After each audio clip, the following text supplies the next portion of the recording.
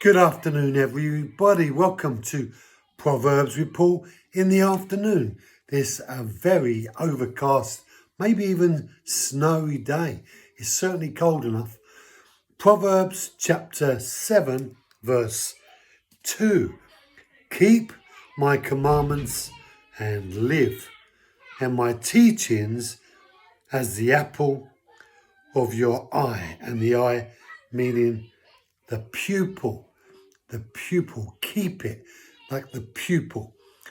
The commandments of the Lord are his instructions, the declarations he makes with regards to what is right and wrong, good and bad, the appropriate course to take.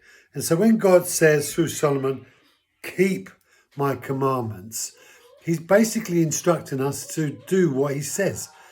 And there's a reason for that. And he says in this verse, keep my commandments and live, which means if we don't keep his commandments, we will die. Now, the reality of dying has so many facets, not having, missing out on, never achieving, failed to accomplish. These kind of senses, they're all like death. The opposite to life. They're, as it were, the not getting factor rather than the getting factor. So God says, keep my commandments and live. So the living factor is that you enter into the every possible joyous experience that life could present to you. He's saying, if you do it my way, you will live. You will know life, joy, peace.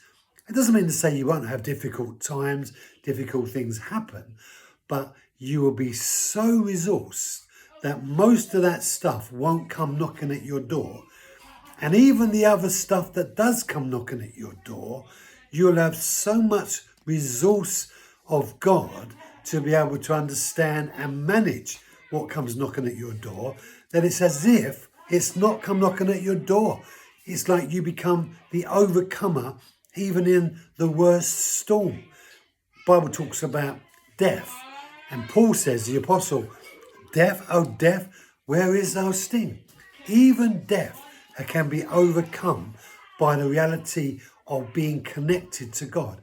Keeping God's commandments will give you victory even over death. You might say, how is that possible? Well, it is on two accounts. One is the physiological reality of death beyond the grave, heaven, and the other is the reality of not being controlled by the fear that manipulates people in their lives regarding dying. Some people, they're alive, but it's like they're dead. And that's often because they've given themselves over to the inappropriate factors of life. And when it says is the apple of your eye, keep it. And your eyelid comes down and it looks after your eye. And God wants you to look after his word, just like the eyelid shuts down when something comes near your pupil. Thank you for joining me. Be blessed. Have a great day, and I'll see you tomorrow.